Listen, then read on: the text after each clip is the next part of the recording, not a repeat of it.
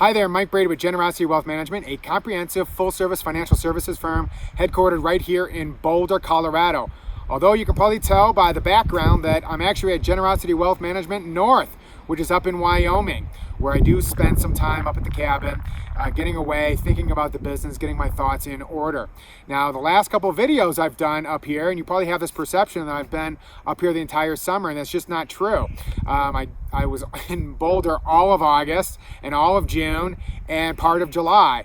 I just got up here 3-4 days ago and decided to do the video. I'll be back in Boulder for the rest of all the year and all the way till next June in just a couple of weeks after working up here.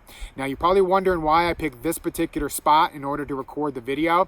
Is it the most beautiful spot? Maybe not. Is it the least windy? Yeah, it's kind of windy up here in Boulder, in Wyoming right now. Is it kind of shady and it's really sunny out? Yeah, it's shady. But what I'm really proud of is that wood pile right over there that I spent an entire day cutting and stacking. I mean, isn't that a good looking wood pile? I can't wait to burn it. So that being said, let's move right on. The first thing I'd like to talk about is volatility. Someone came up to me 2-3 weeks ago and said, oh my God, things have been so volatile. It's just so painful. My answer is, has it really been volatile? Up on the screen, you're going to see a graph. You're going to see a bar chart, and that is 2019. And on the far right-hand corner, you're going to see that the 10-year average for plus or minus 1% in movement in one day is 72 days in a year. Okay. 30-year average is 86 days. So 72 to 86 days is the average over a 10 or 30-year time frame for there to be a movement in one day, which means some volatility of 1% or more. In 2017, there were only 8 days. I mean, it was remarkably smooth. Okay, that's what we got lulled into believing was the normal. 2018 was still a tough year. We still were below average at 64 days. And then the number that they have there is only as of June 30th. So I pulled my records myself for the unmanaged stock market index S&P 500. And so far this year in 2019, as of September 3rd, which is yesterday, I'm doing this on September 4th, we have 32 days out of 171, which is almost 19%, that are plus or minus 1% movement in one day. That means 80% of the days are less than a 1% movement, okay, 1% or less. 2%, those are big movements. There's only been 7 days out of 171, which is 4%. 4% of the days have been 2% or more. So I'm repeating myself, 80% of the days have been relatively low in volatility, and we definitely are below the average, both the 10 and the 30 year for volatility in a year. So some things that we believe just aren't true. We might believe very strongly. We might see it on the news and they pump it up and they get you all excited, and that's not helpful to you.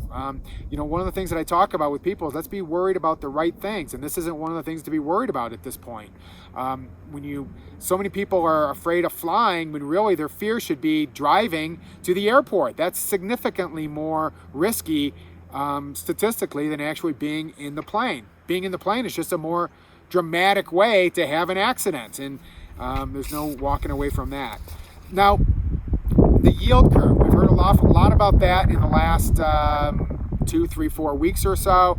Am I worried about it? The answer is no. The way a yield curve works is you should have a higher return on your yield on your bonds as time goes by, 10 years, 30 years, than you should in the short term. If that gets reversed, where you are actually penalized for holding it for a long time, then that's an inverted yield curve. Yes, this has given some indication in the past. The averages are long. It's usually a year or two before there is a recession. My argument would be that that's not the thing that we need to worry about. And the fact that it's become so common, the fact of observing an action sometimes changes that action. It really has to depend on what the Fed does. And so am I worried that this is going to lead to a recession? The answer is no. Recessions are remarkably, particularly in the last 40 years, infrequent. We had one in 73, 75, that's one. 1980, okay, that was almost 40 years ago. 81, 82. Early 90s, early 2000s, 2007. So that's 6. That's 6 of them in 50 years, okay? So people might say, yeah, but then we're due for one. Well, maybe, maybe not. Some of the factors that led to those recessions are not here today. And just because it's been a while since we had the Great Recession of 2008, that doesn't mean that we should have one now. It doesn't have a timer, an egg timer. The question is, how hot is the market, how hot is the economy, and how does that relate to the market? We have had a remarkably, an underperforming, a mediocre is probably the better word, a mediocre recovery since the Great Recession. And that's not necessarily bad. I mean, if we will have a really hot market, those things that go really high can come down. You know, it's like a bright shining star that can burst and fizzle out very quickly. We've had a slow burning star for the last 10, 11 years. And this is a good thing from my point of view. It leads me to believe that it does still have some legs. We don't have high valuations, overly crazy high valuations in the stock market. We haven't had a lot of the other actions that precede a stock market decline in a recession, like people throwing all their money into equities and other things like that.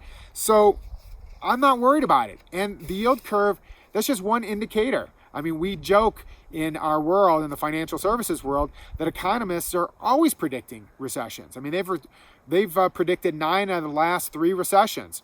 And so considering that we've had 75%, 3 out of 4 years are positive, I would rather invest looking towards that than worrying about maybe there's a recession, which might lead to the stock market decline, versus, hey, I'd rather be invested, keep this long term, and work on my odds that I believe are in my favor of being in the market long term.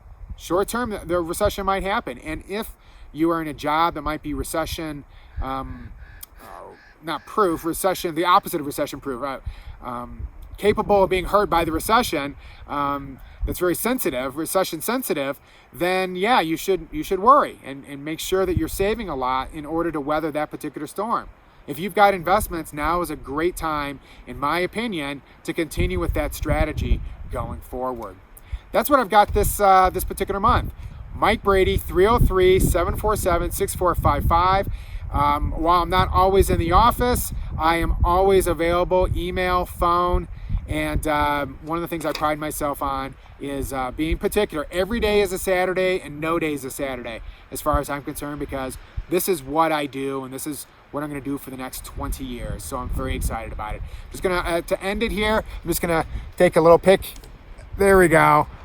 We've got that picture right there, which is, let's see here. Can you see that? And we're going to go around there as well, all the way towards our truck. So anyway, you guys have a wonderful, wonderful month, and I will talk to you in about a month.